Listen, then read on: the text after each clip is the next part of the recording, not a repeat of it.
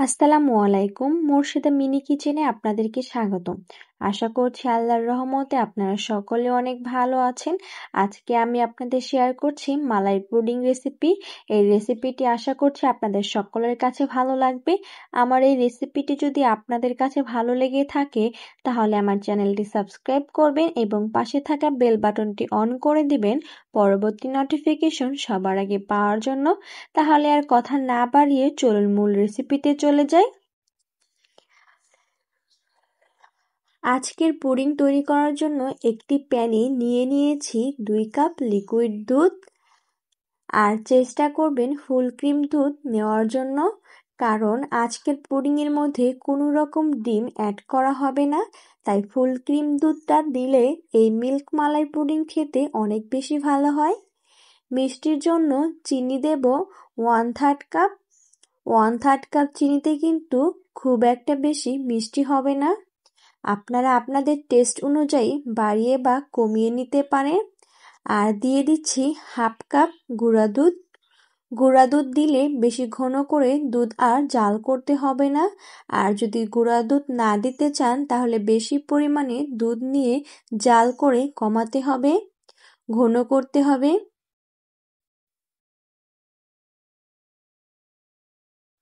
গুঁড়া দুধ দেওয়ার পর আমি ভালো করে মিশিয়ে নিয়েছি যাতে কোনো লাম্পস না থাকে।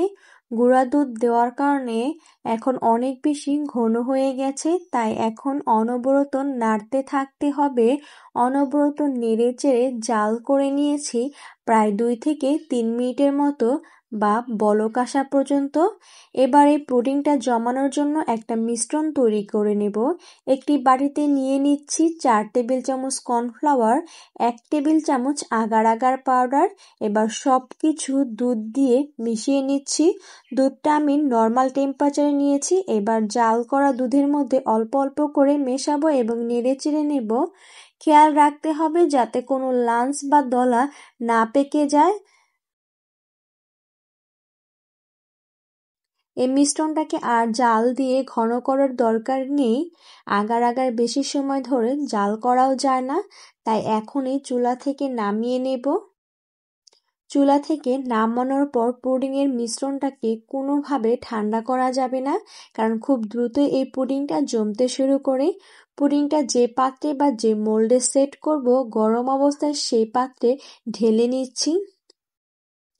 এই পুডিংটা যে কোনো পাত্রে সেট করতে পারবেন, কোনো সমস্যা হবে না। এখন এই পাত্রটা 30 মিনিটের জন্য রেখে দেব, অথবা পুডিংটা সম্পূর্ণভাবে জমে যাওয়া পর্যন্ত। পুডিংটা আমার সম্পূর্ণভাবে জমে গিয়েছে, দেখতেই পারছেন অনেক সুন্দরভাবে সেট হয়ে গিয়েছে। এখন একটি ছুরির সাহায্যে ছাড়িয়ে নিচ্ছি। এখন আমি ডিমোল্ড করে নেব।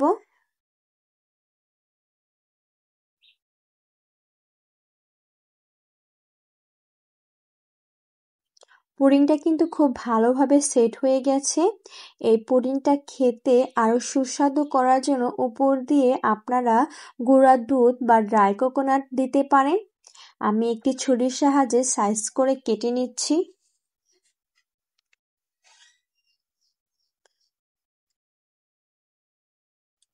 রেডি হয়ে গিয়েছে মিল্ক মালাই পুডিং।